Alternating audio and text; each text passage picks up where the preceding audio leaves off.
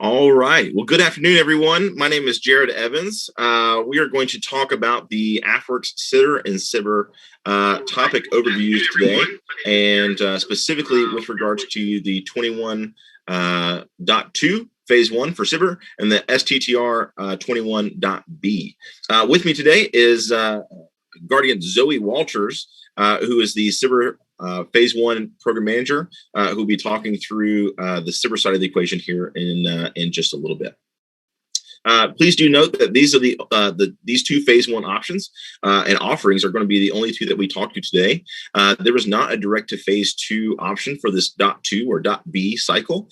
We can talk more about that later on, but ultimately we were going to be focusing really on these phase 2 offerings here for this upcoming cycle. So with that, we'll jump into it.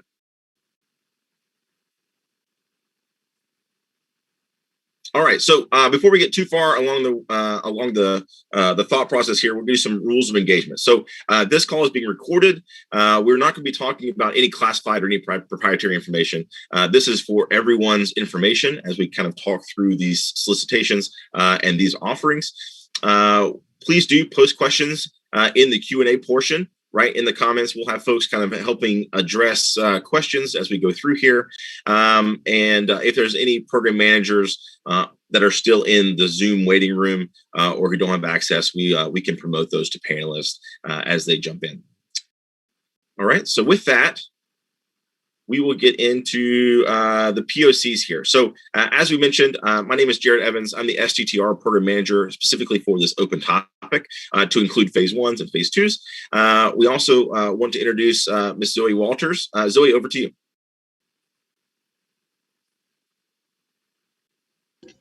Yeah, thanks. So I'm Lieutenant Zoe Walters. I'm the PM for the SBIR, as Jared said before. We're excited to bring these offerings to you. And just to clarify, this is we'll be talking about phase 1, not phase 2. That's it. And then Miss Christina Croak was on the line a little earlier. Chris, can you hear us okay? Yeah, I'm on. Can you hear me? We sure can. Can you just take a second to introduce yourself to the folks on the line? Okay, I'm Chris Croak. I'm the Air Force SBIR STTR contracting officer for all solicitation activities. So I work with the topics from topic formulation through actually the end of the evaluation activities. And so if you have questions of a contracting nature, my name and email address are in the solicitations. That's awesome. Thanks so much. Yeah. And so what we're going to do today is we're going to talk about our offerings, right? We're going to talk about what we're looking for.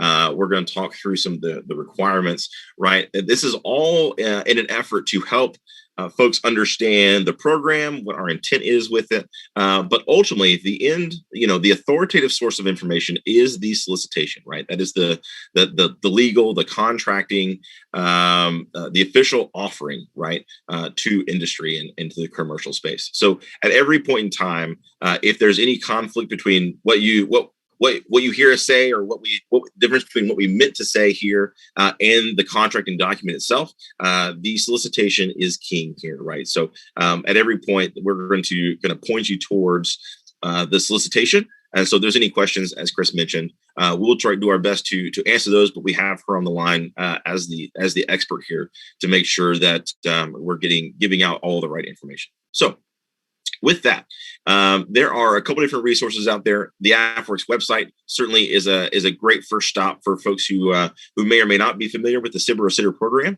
At a very high level, SBIR and STTR are federal level programs that are enshrined in U.S. code.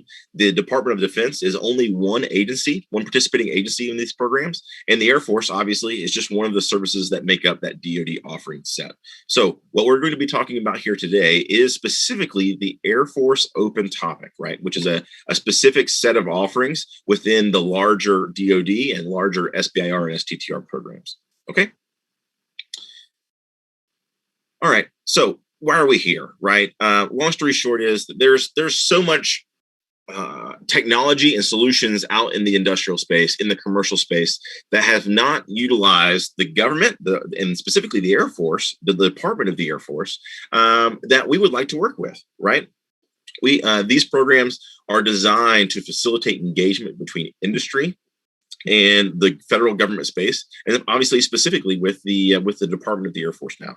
And we want to make sure that we're giving you as companies, as commercial entities, as research institutions, as investors, the highest level of engagement possible as we work not only with you all as our commercial customers, but also with our Department of the Air Force customers as well. So from the Afwerx and Air Force Ventures perspective, we want to facilitate engagement between the government space, again, and industry. And so we have, two different sets of audience folks that we were trying to bring together through this process. All right. So in order to attract the best, you guys, the best companies, the best technologies, we need to continue to make this easier, right? We don't want to make this a difficult prospect. We want to make working with us as customers, us as the government, an easy proposition. But there are certain things that we have to do to make sure that we're doing this correctly, right? And so we're going to highlight some of those things today. One of the things that we are targeting, right, is not only the efficiency with which we're making connections, but the speed as well. And what we're doing through this open topic is really the reverse in general terms of what you've seen with these programs previously. So SBIR and STTR have been around since the early 80s and the early 90s. And so these programs have been around for a super long time. And what we're doing here with the open topic is much different than what has been done previously. What we're doing here in these phase ones is that we're enabling you all as industry partners with us to conduct feasibility studies for your technology, right? Is it feasible that your technology, your solutions can transition into government or Air Force operations, right? And in order to do that, we try to help facilitate engagement with our user community so that they can help us judge you all as companies and as technologies and efforts to be able to move through the pipeline and leverage the non-dilutive funding that we provide later on in the pipeline, as well as the matching opportunities and the opportunities to grow and scale your business with us as customers and us as partners. All right, so we iterate on these programs every single cycle. So for those of you who aren't familiar, we tend to do 3 cycles of these a year, the .1, .2, and .3. And for STTR, it's labeled as .A, .B, and .C. And every iteration, we're trying to implement new things based on feedback, based on our experience with the programs. And part of this, again, is iterating for our industrial customer base, but also for our government customer base. So that's some of the value that we bring as a program, is that we're working with both entities to make this an easier, more streamlined process. So part of that is developing new partnerships with SpaceWorks, with the developing Space Prime, the Digital Works, our continuously growing Spark Cell Network, and then our mission area program as well. We are consistently updating our curriculum, and we are developing new and innovative ways to evaluate and make sure that the best and brightest companies are getting through the process, right, to be able to work with us in phase 1 to really facilitate the growth and the scaling that we want to see and help with in phase 2. As we move forward, right, kind of hopefully out of the COVID environment, we hope to get back to the in-person Collider events, but obviously that will be kind of on an as permitted basis. But with that, virtual colliders and other kind of engagement opportunities in the virtual space have been very successful as well. All right, so we talked about having multiple cycles every year. And for this particular cycle, again, we're going to focus on the STTR phase 1 and the SBIR phase 1. Both are consistent in terms of period of performance, which is 3 months, and the maximum award of $50K. We won't be talking about the SBIR direct to phase 2, as that is not one of the offerings for this cycle for the Air Force. Okay. All right, so the first thing we'll hit on is the STTR program. You can see the topic number there, even in the subtitles of the next slides here. X21.B-CSO. That's O as in Oscar, and then 1. So when you reference this on the SBIR pages, when you look at the solicitation, that's the topic that we're talking about here specifically. Ultimately, this STTR open topic is developed to commercialize dual use research, right? That's where it's really kind of aimed and targeted. What we're trying to do is facilitate engagement between industry, again, and specifically, and even academia, right? In the case of when you have research institutions with STTR, and the federal marketplace. And what we're doing through this program is we're providing a bridge from the research space into commercialized technology and giving folks an opportunity, companies an opportunity to work directly with the Air Force as they develop their technologies. And we want to provide funding. We want to provide access to applications and whatever other resources that are mutually beneficial to kind of get you into the commercialized space. And ultimately, we want to be your customers. So one thing of note, especially when we talk about the academic space, this tends to have a lot of folks who are interested in or have experience writing the grants. These are not grants. These are government contracts. So that comes into play when it comes into, we start talking about deliverables and payment and that kind of thing. But I want to make sure that we highlight that up front. All right, so a couple things we want to highlight between the SBIR program and the STTR program. First of all, they're very similar, extremely similar, and in terms of execution, they're almost identical, right? But but the one thing we want to highlight are some of the similarities and differences in requirements. So again, they're very similar in terms of the being three-phased commercialization programs that are codified in statute. And ultimately, all of them, again, SBIR and STTR, result in a sole source justification across the federal government. So if you're not familiar, you would think that we would be able to go out to industry and just buy what we needed. But there are requirements for us to be obviously fair and equitable across that space and to leverage competitive contracting and competitive acquisitions when we do that. So the paperwork and the mechanisms that are needed to go through that can be really long and arduous in some cases, especially for folks who aren't familiar with that process.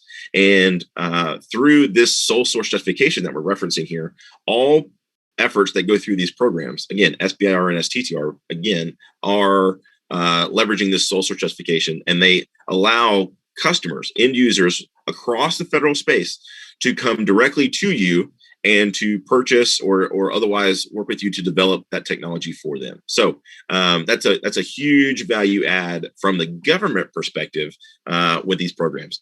With STTR, we require one qualifying research partner. Otherwise, we talk about them as the research institution to perform between 30 and 60% of the work, right? There's a broad definition of what that research partner can be, like what kind of organization they can be. But we have to have one qualifying partner perform between 30 and 60% of the work. The principal investigator may also be employed by the small business, as is the case for SBIR, or they can also be employed by that research institution. So whether that's a full-time professor or what have you. And ultimately, these STTR communities, we're going to leverage a lot of that AFRL expertise, as you may expect, especially in the research space, but we bring a lot of access to these operational communities as well. So one of the things that we see with research is that they have a lot of need to get to that end user, and that's one of the great ways that you can use this program. All right, the proposal structure is going to look very similar for SBIR, but ultimately, I'm going to highlight a couple things. So Volume 1 is pretty basic. Volume 2 is really the core of your proposal in terms of the technology itself, right? So maximum of 25 slides, 12 slides are required, 9 are as applicable, and you can spend the rest of your slides kind of reinforcing the required, or you can kind of develop out more, other talking points as you desire. Volume 3 is a system-defined cost volume. So you can kind of force feed your proprietary or company financing or kind of cost details into the system input. And then you can have additional cost information in your format that down in Volume 5. The commercialization program, we'll talk more about that on the website. But Volume 5 is really important for STTR as well. So again, we talked about the additional cost information you can put in there. But some of the things that we'll highlight again here in the non-negotiables is the teaming arrangement with the research institution that's doing between 30 and 60% of the work, and the IP agreement with that research institution, right? And there's an SBA template that is available for that. Other requirements, as you can read in the solicitation, include resumes for key personnel, DoD funding agreements, etc. And then volume 6 is your fraud, waste, and abuse training that is necessary as well. Okay. All right. So one of the things we want to super highlight and really kind of sit on is our non-negotiables for these STTR proposals, right? So these proposals, although it will allude to the pipeline of phase 1 to phase 2 to the supplemental programs that we have later on, this solicitation and these proposals that you're going to be presenting are for phase 1 only. So the maximum contract terms are $50K in 3 months. So if you come to us and you say, hey, my phase 1 is going to be $75K, we're not going to be able to evaluate that proposal, right? It's going to be outside the scope of what we asked for. So the maximum terms are $50K over 3 months. Also with STTR, again, that research institution, one, it must be a qualifying entity, right? And there are resources on the website and also certainly in the solicitation that talk to that, who is qualifying and who is not. You can look up the SBIR policy directive and get that as well. But ultimately, one qualifying research institution must be due between 30 and 60% of the work. At least 40% of the work must be done by the small business, right? So that leaves you a 30% trade space that a secondary research institution or a secondary subcontractor can participate. But ultimately, those things must be met in order for us to even evaluate. All right. A couple documents that are really important to be submitted with your proposal is an allocation of rights agreement and a teaming arrangement with your research institution. So an important thing to note is that we're not actually adjudicating the details of these documents, right? We're not telling you what your allocation of rights agreement has to say or, what IP split that you've arranged with the research institution. We're not detailing the contents. We're simply making sure that there is a document that details those things, right? We have to make sure that these documents are in place before we can award phase 1 contracts. So these things have to be submitted with your proposal. And if we don't submit those with your proposal, we simply won't be able to evaluate it, right? So obviously, you have to use the submission system. We cannot take proposals over email, so that's an easy one for most folks to abide by. But we do have that pop up every so often, and then we must be RDT&E activities specifically for the effort that you're trying to do. Right. So this isn't a sales pitch for services. We're not going to be buying your commercial project. What we're going to be doing is that we're highlighting dual use technologies through these programs. So what this means is your product has a commercial market or a civilian market, if you will, and then also has a defense market, right? And so with that kind of just baseline assumption is that there is a commercial variant and there's a defense only variant, right? And so what we're talking about, the R&D, is developing out that defense variant of your potential commercial technology, right? And so we're not just going to be buying. We don't want to be procuring commercial technology through this program, right? These are R&D programs. And so we're going to be developing a defense market variant. And so you need to highlight what that variant is and what work needs to go into that in order to be eligible for an award. So also the fraud, waste, and abuse training is required, as we talked about. These non-negotiables are here. We want to kind of highlight these to help you, right? There are a lot of check boxes that we have to go through to make sure that we're awarding things in the proper way. And these are some of the major things that we see issues with as proposals come in. So with that, we'll go on to the next slide here and kind of talk about what's next, right? So first things you can do is meet the baseline eligibility requirements. We talked about those on the previous slide.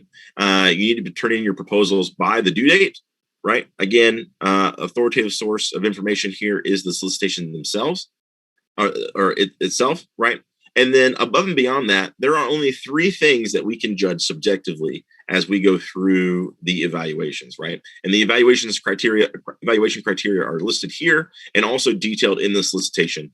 And so just I would recommend that you speak directly, just really overtly, very clearly, very concisely about how you satisfy these 3 evaluation criteria, right? and then you'll be set up well at that point in time for a prospective award. So with that, I want to turn it back over to Zoe to talk about the SBIR program.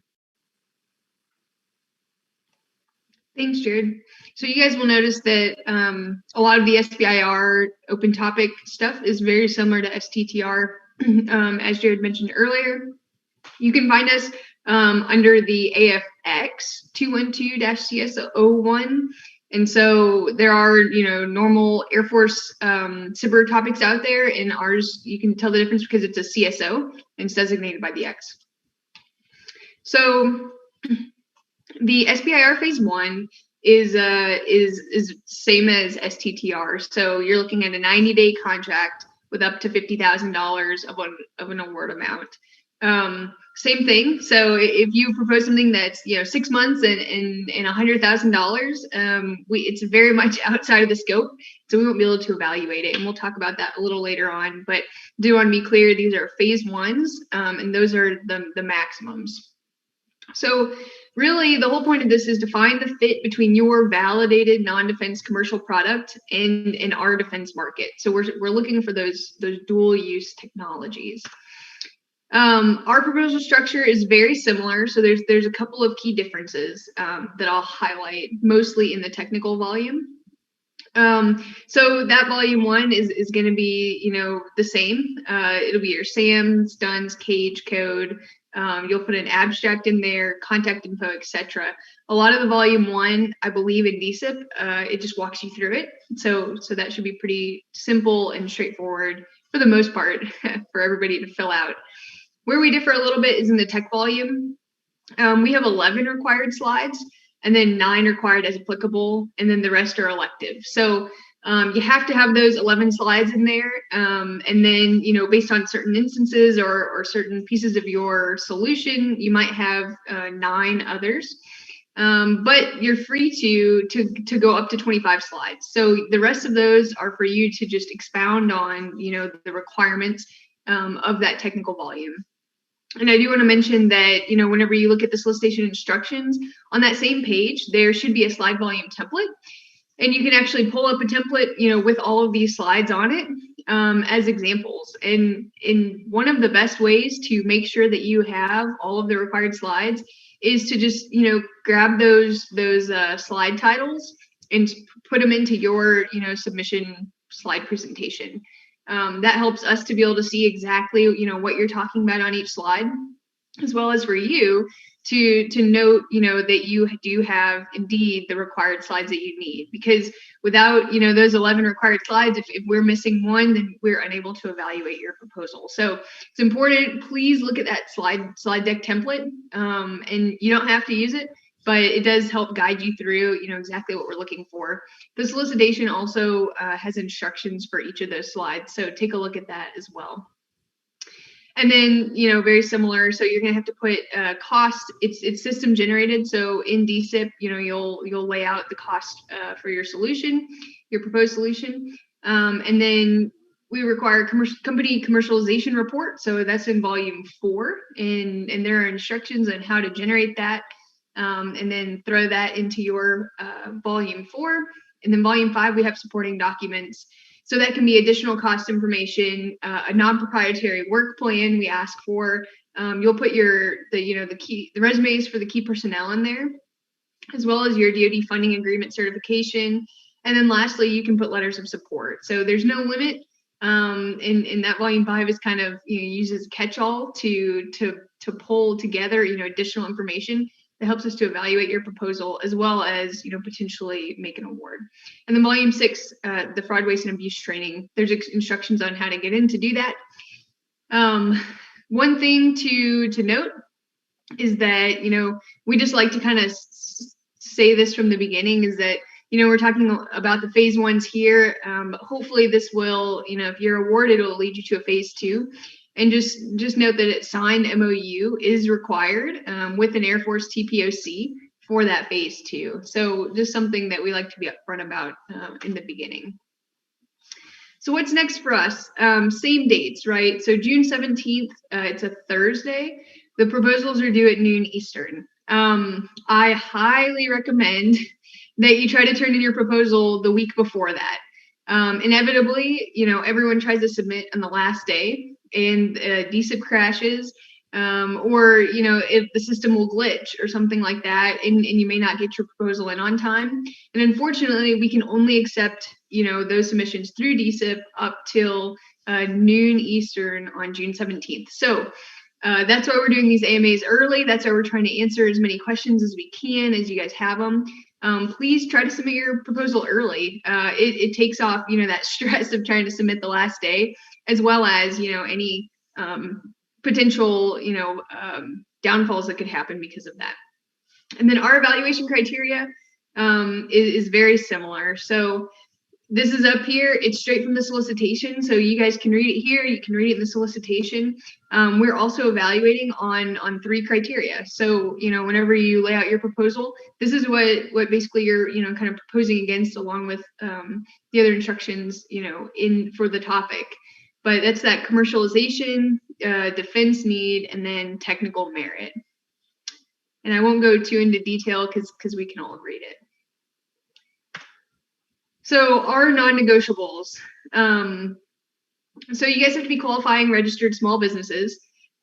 Just like Jared had said earlier, we've actually seen, I feel like this happened more often than in previous years, is that remember that this is a contract. This is not a grant. And so it's important that your small business go in and make sure that you guys are registered for contracts, for federal contracts, and not just for grants.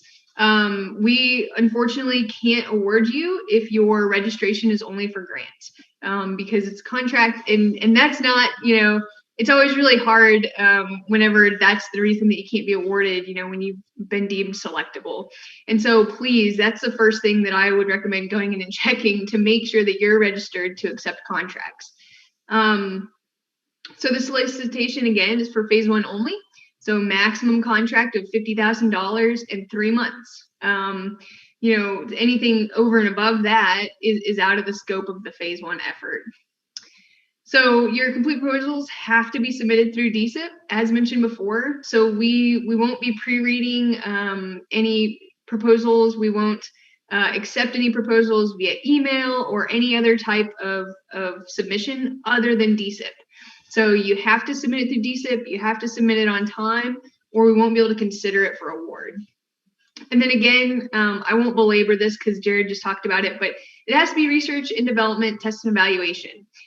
So it's not services, it's not procurement, and you should really try to make that clear in your proposal. Let us know, what research and development, test and evaluation would you be doing? Are you proposing to do under this effort?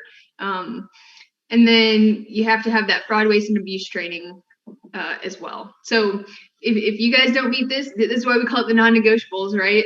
These are the things that have to be true for us to be able to evaluate your proposal. So identifying a defense need. So there's a few ways, that we can help you to kind of identify that defense need and meet, help us understand, where you meet that category. One of those is our Afwerx focus areas. So currently, unfortunately, the website is actually broken, and so you won't see these focus areas when you pull up the Afwerx website. Stand by though, give us a couple days, give us maybe till the end of next week, and we'll have that up and running again. So think Air Force markets of interest, right? We have folks from the Air Force that put together these statements of capability needs. And so it gives you kind of a general overview of specific areas within the Air Force that are looking for technology. Again, this is just one method to kind of identify if, a specific need that your technology fulfills. This is not the only one, and we don't take this into consideration, any more than anything else that you would write in that defense need kind of criteria. But this is one resource that we do have that you all can go look at and just, helps to narrow down the openness of the open topic a little bit. It gives you an idea maybe of if your technology fits, a specific area that someone has written up, or if, maybe you need to explore, the defense need portion of your solution a little bit more. So other resources, very similar to that. is Air Force Tech Connect. And this is all listed in your solicitation instructions, just so you know. I think it's towards the first few pages of that. So there's links that you can click on in there too. You don't have to worry about writing all these down. So other avenues to help, it's Air Force Tech Connect, small business specialists. So they're all over the country. Same with PTACs, those procurement technical assistance centers. There's probably one nearby you. And so you can go on those websites and search for ones that are closest to you, and get some assistance that way. There's also Afwerx challenges. You can visit the challenge website to kind of see what's currently up and running, and then the Defense Innovation Marketplace as well. So training on how to submit proposals. To be honest, this is probably not the most up to date, but it refers you to websites that have up to date information. And so this is on the Afwerx website. If you look, through our SBIR page and you scroll down, you'll see this how to apply, and you can review the eligibility guidelines by clicking on that link there. Super useful just to make sure that you're meeting all of the requirements to be eligible for one of these awards. So now we will answer questions. So we've been taking questions through YouTube. We have a couple of folks on the line that can help us out, and we'll spend the next 25 or so minutes answering as many of those as we can. So Jared, I'm going to turn it over to you for a couple minutes to start that. Yeah, absolutely. No, thanks, Zoe. Appreciate you walking through those. And for those of you on the line, we kind of went hot and heavy through this first portion so that we can get to this Q&A, right? So we wanted to be able to talk through the things that are of interest to you all. And so what we're going to be doing is working with the folks who are answering the chat, and making, seeing if we can't answer some of the questions for you here for everyone. Some of the things, as Zoe was talking, I was looking through the chat itself, and it was talking, there was a few different questions about the technical volumes, how much science has to be in for STTR, right, to get a phase 1 award. And I wanted to take a second and talk through the intent of these programs, right, more broadly. First of all, these are commercialization programs, right? So we're trying to take something that either exists in the commercial space now or wants to exist in the commercial space, right? And we want to provide both of those different types of products or solutions a chance to develop out their Air Force variant, right, or their defense variant with us in mind, right? And so we want to bring that commercial technology to our Air Force and defense users, whether that's, if they have a commercial variant already in place or they're in the research space now, but they want to commercialize that later on. And so that's, where these programs sit. And the way that we kind of do that is, one, we conduct these feasibility studies in phase 1, right? But this is only the first step in the process, right? Phase 1 is only 3 months long. This isn't very long.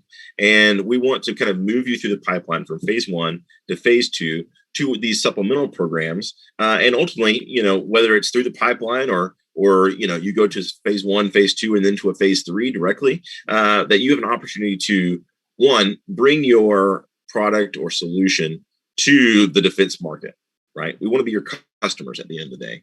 And two, we want to give you the wherewithal, the resources, the contacts, the funding, the other resources that come with it in order to make your business successful longer term, right? We want to be able to give you a chance to grow and scale and add to the industrial base, right? There's been you may see Afwerx briefings that talk through, the consolidation of the larger industrial base over the last 50 years, right? The share of DoD funding or a share of larger R&D funding that the DoD is seeing diminish from, the 1950s when we were kind of the main player until today, where we have such a robust commercial market in terms of the R&D funding. And so we want to leverage the U.S. economy, the industrial base, the innovation base in the U.S. here as the national asset that we think it is. And we want to be, at the end of the day, we want to be your customer and be a good partner in this development effort overall. So, there's no requirement in terms of TRL right? For, what level of science that needs to be in here. But we do want to see a path to commercialization. We do want to see a value proposition, right? And it doesn't necessarily need to be things that are on the bleeding edge of science, right? Those are interesting. Like I don't want to take away from that, but it needs to be better than what we have now and better than what we're doing now. And so it needs to bring value to the customers in the defense space, in the Air Force space, right? And those are the kind of things that we're looking at. And those are the things that you'll see are reflected in our evaluation criteria that we talk through. So with that, we'll go to questions more directly, but I wanted to highlight that these programs are a means to commercialize technology for Air Force use and a means of consolidating interest across this federal space from other government agencies to include joint agencies in the DoD and otherwise, but also from the private sector as well. So, obviously later on down in the process, we have an opportunity to match funding, to bring in private funding and add to these contracts. But for this phase one, we're really just kind of understanding the feasibility of your solution in the DoD market, and enabling you and empowering you to use us as a resource, again, in terms of funding, access, and so on. So what we'll do is we'll pull over to the YouTube chat here. Zoe, are there specific questions that you saw in looking through that you'd like to touch on?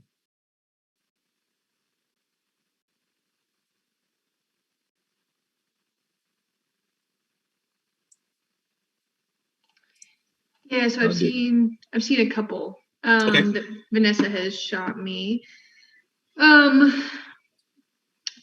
So what sort of people or organizations would these letters of support come from? It could be from anybody, really. So the letters of support can do two things, either individually or simultaneously. And it's showing interest, right? And so it's either showing interest from a DoD organization or a government organization. It's showing interest from another commercial entity. And so that's helping to justify what you write down, right, for the defense need or your commercialization aspects of your proposal. And we're not going to go super into detail about it. They are not required. We just list them as options because we always have folks ask about them. And it's one way that somebody can advocate for your solution. And so they can come from anybody. It can be from a commercial entity. It can be from a DoD or government agency. It doesn't matter. And I'll go ahead and probably answer the follow-up question. There's no format, no template for the letters of support. So it would be on, your organization or whoever is signing the letter of support, whoever it's coming from, to just use whatever you're most comfortable with for those. Yeah, that's a great point. And just to clarify, right? So on the previous slides, one of the previous slides, we talked about how an MOU will be required for phase two, right? We won't spend a lot of time talking about that because we're not at that point in time just yet. And certainly that was something that's covered in a lot of depth in our phase one curriculum and engagement strategy there. For this AMA, we're going to focus mostly or completely on these phase one offerings. And as Zoe mentioned, there's no MOU required or letters of support really required for this phase one, right? They're nice. We don't have a template for them, right? You can format, or the customer can format however they like, and they help speak potentially to the defense need. They could potentially help speak to the commercialization potential, depending on the organization that we're talking about. But ultimately, what we're looking for and what they help talk to is the fact that there's a community of people who care about what you're doing, right? And historically with the cyber incident programs, it was kind of a one-to-one match, right? I found a customer, a person. And what we're trying to do through these programs is get away from just one individual tie, right? Which can be pretty precarious from a business perspective, because if that person is a military person in PCSs, or, they have their duties change and they have a lot more obligations on the government side, we need to be able to mitigate that risk. And we have a community of people who care about what you're doing, right? And ultimately that bodes well for your transition into the defense space, and having a variety of defense customers. But it also speaks to the fact that we have a lot of common problems, if you will, right? People think of the Air Force is having maybe, bombs and missiles and fighter jets, which is true. But most of our issues or problem statements, if you will, most of our technology interests are going to be shared with other organizations, right? And so that's a kind of a really one of the value propositions of these programs is that we can consolidate that into one contracting vehicle, one program, in order to kind of get farther along together. So yeah. And kind of along with that, just to make it explicitly clear, this is for Department of the Air Force. So we include Air and Space Force technologies. So if you do have that question and you have a space technology, then this is the place for you as well. I did see a question about, so the phase 1 solicitation still has the phase 1 and the direct to phase 2 open topic for SBIR are together. That direct to phase 2 topic in there is not the open topic direct to phase 2. So like I mentioned, there are other Air Force topics out. That's one of them. And I believe it's for the Nuclear Weapons Center Pitch Day. We don't have information about that, which is why we're not going over it. But that is why you see that, in that solicitation instructions. And Chris, kind of on that note, looking through that SBIR proposal instructions, could you kind of help maybe differentiate, where folks who are applying to the open topic versus the traditional topics look for that different information? I saw, there are some parts that might be a little bit confusing to newcomers. Yeah, and because the direct to phase 2 open topic was kind of withdrawn later in the process of creating the solicitation, there was a little bit of language that was left in there. I've issued an amendment for it since then, but and you're correct, it is Nuke Weapons Center that has the direct phase 2 topic for their pitch day in the 21.2. All of the direct to phase 2 proposal prep instructions pertain to that topic because we don't have the Afwerx topic. So there's no differentiation for the direct phase 2 this time. For the direct to phase, or for the phase 1, sorry, if there is going to be a differentiation from the open topic, which will always be CSO1, it will be in the other topic because it's just too confusing to put all of that sort of in a laundry list in the solicitation instructions itself. So if you look in the topic, it will give the differences. It may be the dollar value, maybe the period of performance. For the direct to phase 2, if there are multiple topics, it may be that the non-open topic doesn't require a customer memorandum. But always look at each topic and read it carefully in conjunction with the solicitation because there can be supplementing guidance in there. And honestly, most of the bulk of the topics that do not pertain to the open topics you'll find in the DoD broad agency announcements, which are solicited at the same time as the Air Force's commercial solutions opening. So those topics are typically for no kidding front-end research, exploratory development. They don't have a commercial aspect to them, but it doesn't hurt to look at them if you are interested. I think that's the main thing, is to just make sure you read the topic thoroughly to determine if there are any differences from what's in the body of the solicitation. Thanks, Chris. So another one, the slide deck requires a commercialization strategy for both DoD and non-DoD. Does that mean that we should discuss how our adapted technology for the DoD would then fit back into the commercial market? What we're really asking for there is, right, supposedly this is a commercial solutions opening. So supposedly you have a commercial solution. We want to know, hey, what does that look like in the commercial market? That's that, commercialization strategy. Where kind of, what's your product roadmap briefly look like? And then, kind of to that point, what would it look like on the DoD side as well?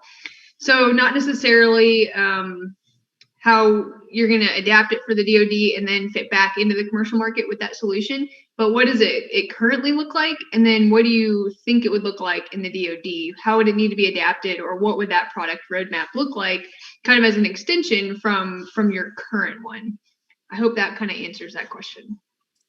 Yeah, and that speaks to again, the kind of the baseline idea here that there is a commercial variant of your product or solution, and there's a defense variant of your product or solution. So one of the things that we come across, like during the evaluation process a lot, is, hey, I've got a TRL-9, super mature, super useful, product or solution in the commercial sector, right? And I want to use that in the defense sector. Okay. That comes back to the RDT&E, right? So we need to make sure that we're accomplishing RDT&E of that, of that mature commercial system for this defense application, right? So what we're looking for in that particular case, where you have a high maturity, high use commercial variant, is that you need to talk through all the things that you're going to have to do to make that useful, relevant, and just otherwise successful in the defense marketplace. Right. So, the customization type of things aren't going to be able to fare as well as something that is going to need work that has kind of more core R&D to it. Right. So we need to make sure that you speak directly to the, all of the things that you're going to have to change, right? The substantive material changes to that commercial product to make it applicable and useful to the defense space. Now, part of this, right, is or just otherwise could be certifications that you need to meet, right, and all of the work that goes into meeting those certifications, right.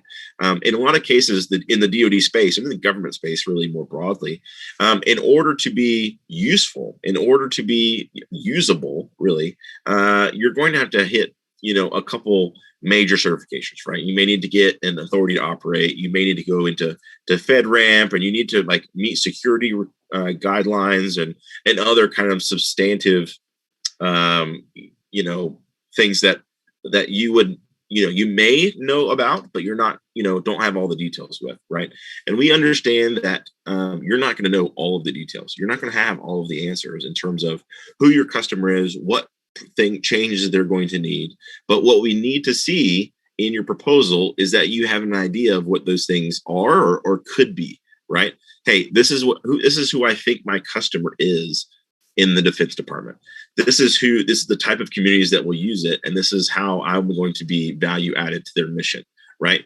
And in response to that, these are the things that I'm going to have to do to my mature commercial system in order to make this system usable and useful to my defense community, right? To this customer set that I think I have in the Defense Department, right? And so it's not enough to say, hey, I think I have a customer in there and I want to go find them and I'm going to make my thing work for them, right? You need to come to us with what you think who those people are, what you think you'll have to do to that system to make it useful for that community, right?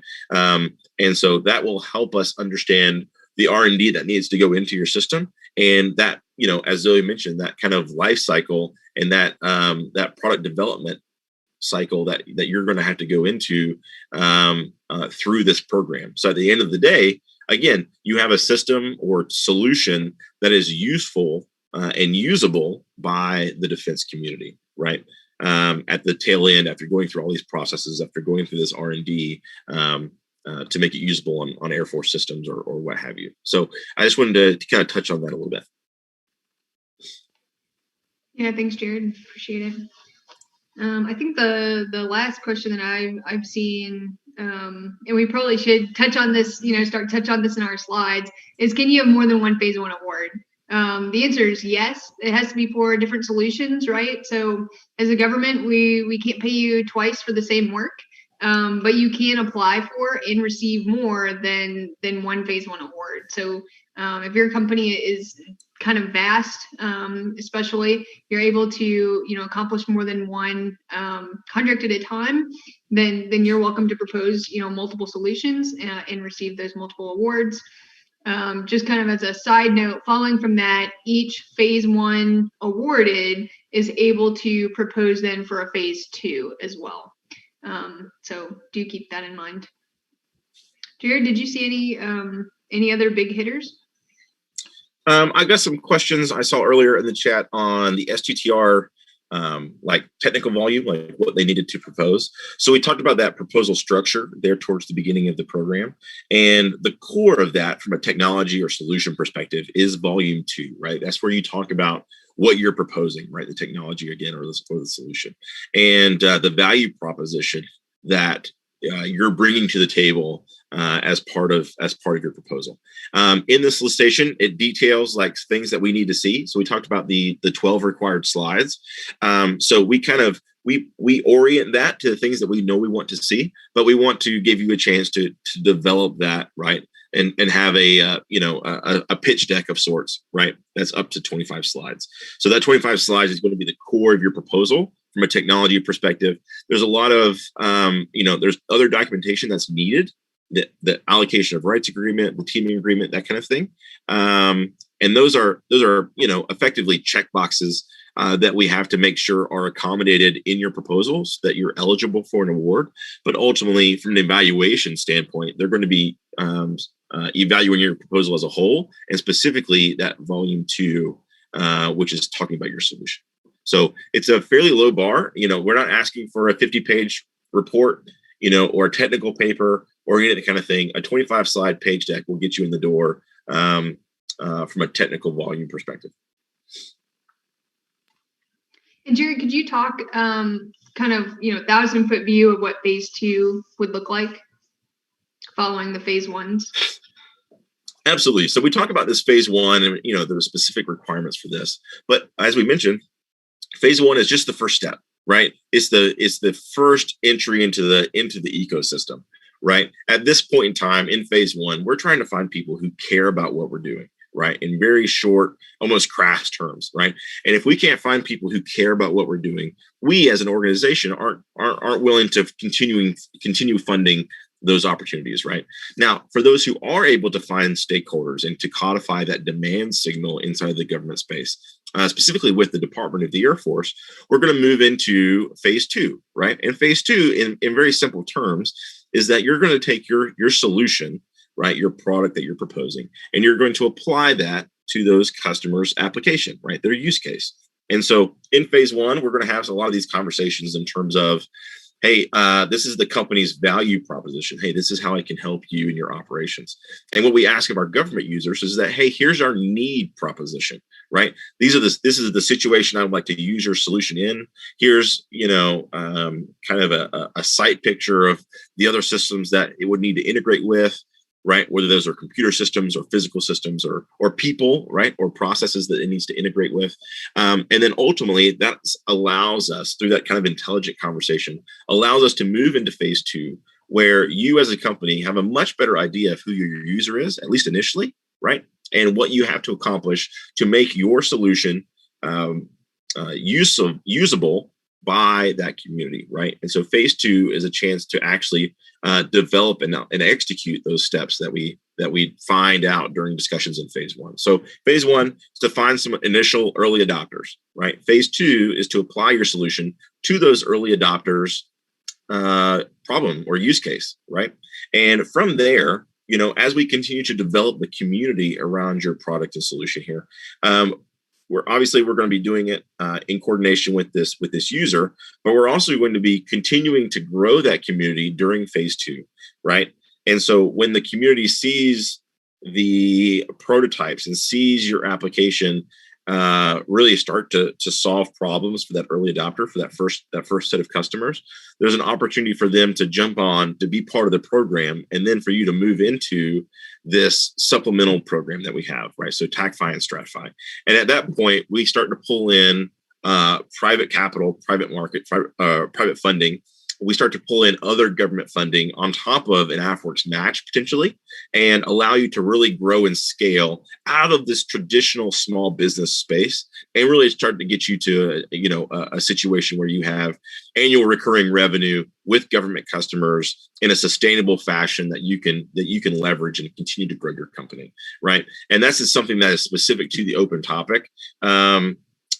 Is this kind of this growth path, but we offer a lot of opportunity through that. So again, at every point you have an opportunity to move into a phase 3, which is kind of a separate animal completely, but is also a great example of transition to just the larger DoD market. So that's kind of the overall kind of trajectory, right? And there's much more we can talk about in terms of the ROI that we've seen for the department, the amount of funding that is being attracted through these programs, right? If you're interested, you can look up the Air Force Ventures annual report, and it'll talk through all of the figures there. Super interesting read. I'd encourage you to look through that.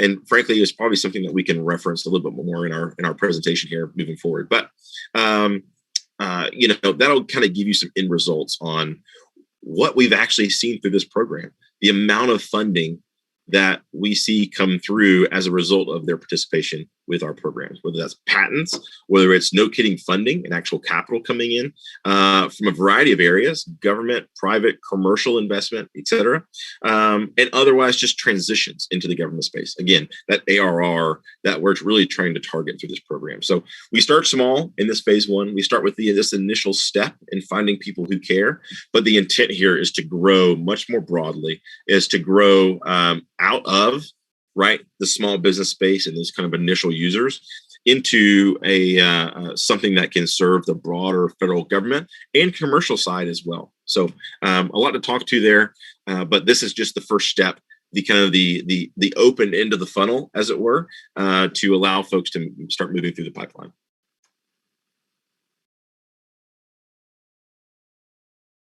I know we've got just a few more minutes here before the top of the hour. Zoe or Chris, were there any topics that we wanted to hit on before we sign off for this first AMA? This is Chris. I just had a couple things.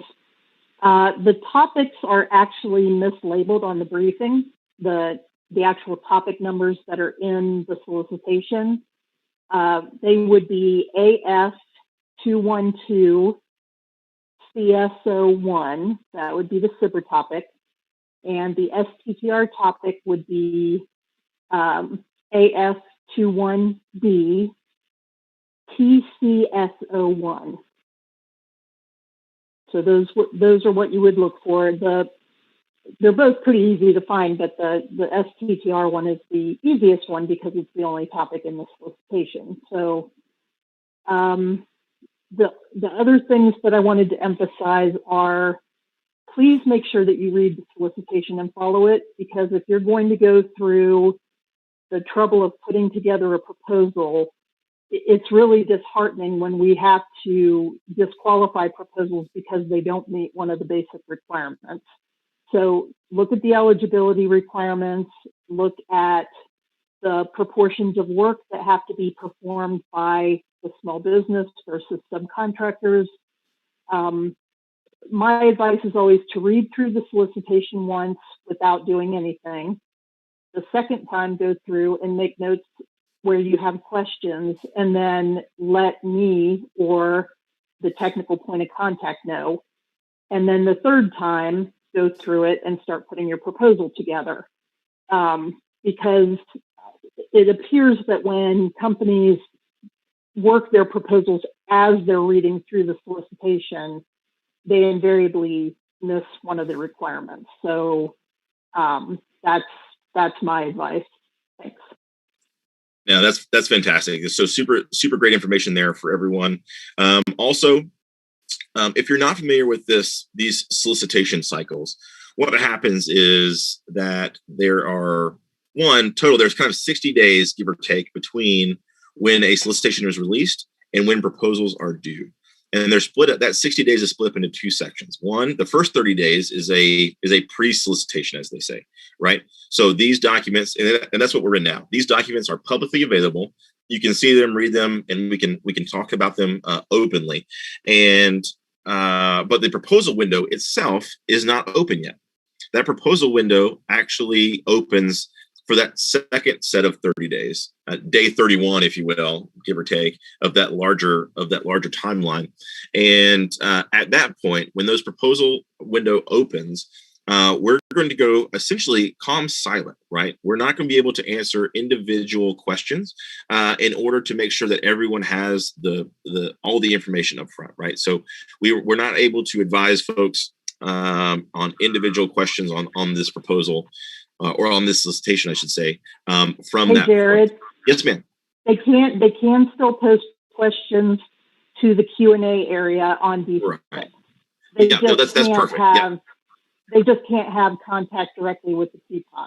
No, that's a great point, right? So I was kind of speaking for us individually, but yes, to Chris's point, there is a way to ask questions through the DSIP system from that point in time, but we just want to make sure that that everyone's aware of kind of what's going to happen and the means of answering those questions later on. So something to think of through as we go through. We're going to have additional AMAs to talk through, but thanks so much for being here on this first AMA. We're looking forward to seeing all of your proposals. This is an extremely exciting part of the process, and we look forward to working with you through this open topic.